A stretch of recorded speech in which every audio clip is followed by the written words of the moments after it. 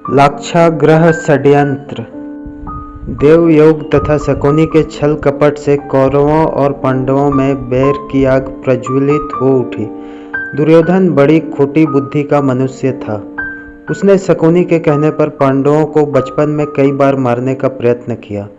युवावस्था में आकर जब गुणों में उससे अधिक श्रेष्ठ युधिष्ठिर को युवराज बना दिया गया तो शकुनी ने लाक्ष्य के बने हुए घर में पांडवों को रखकर आग लगाकर उन्हें जलाने का प्रयत्न किया, किंतु विदुर की सहायता से पांचों पांडव अपनी माता के साथ उस जलते हुए घर से बाहर निकल गए।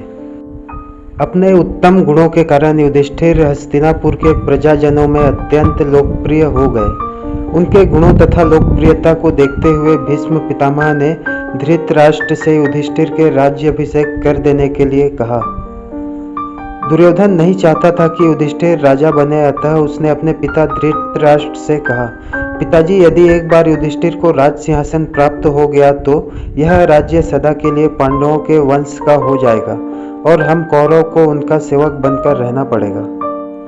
इस पर धृतराष्ट्र बोले, वत्स दुर्योधन, युधिष्ठिर हमारे कुल के संतानों में सबसे बड़ा है, इसलिए इस राज्य पर उसी का अधिकार है। फिर भीष्म तथा प्रजाजन भी उसी को राजा बनाना चाहते हैं, हम इस विषय में कुछ भी नहीं कर सकते। धृतराष्ट्र के वचनों को सुनकर दुर्योधन ने कहा, पिताजी, मैंने इसका प्रबंध कर लिया है, बस आप किसी तरह पांडवों को वारणावत भेज दें। दुर्योधन ने वारणावत में पांडवों के निवास के लिए पुरोचन नामक शिल्पी से एक भवन का निर्माण करवाया था, जो कि लाख, चर्बी, सूखी घास, मंजू जैसे अत्यंत ज्वलनशील पदार्थों से बना था। दुर्योधन ने पांडवों को उस भवन में जला डालने का षड्यंत्र रचा था। धृतराष्ट्र के कहने पर युधिष्ठिर अपनी माता तथा भाइयों के साथ वारणावत जाने के लिए निकल पड़े। दुर्योधन के षड्यंत्र के विषय में विदुर को पता चल गया, अतः वे वारणावत जाते हुए पांडवों से मार्ग में मिले तथा उनसे बोले, देखो, दुर्योधन ने तुम लोगों के रहने के लिए वारणावत नगर में ज्वलनशील पदार्थों से एक भवन बनवाया है, जो आग लगते ही भड़क उठेगा। इसीलिए तुम लोग भवन के अंदर से वन तक पहुंचने के लिए एक सुरंग अवश्य बनवा लेना, जिससे कि आग लगने पर तुम लोग अपनी रक्षा कर सको। मैं सुरंग बनाने वाला कारीगर चुपके से तुम लोगों के पास भेज दूंगा।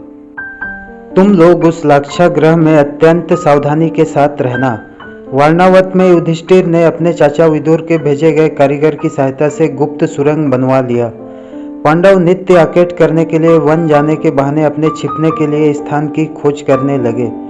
कुछ दिन इसी तरह बिताने के बाद एक दिन युधिष्ठिर ने भीमसेन से कहा, भीम, अब दुष्ट पुरोचन को इसी लाक्षागृह में जलाकर हमें भाग निकलना चाहिए।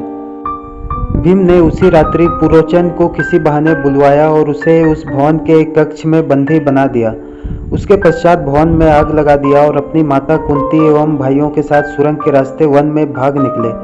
लाक्षागृह के भस्म होने का समाचार जब हस्तिनापुर पहुंचा तो पांडवों को मरा समझकर वहां की प्रजा अत्यंत दुखी हुई। दुर्योधन और धृतराष्ट्र सहित सभी कौरवों ने भी शोक मनाने का दिखावा किया और अंत में उन्होंने पांडवों की अंत्येष्टि करवा दी।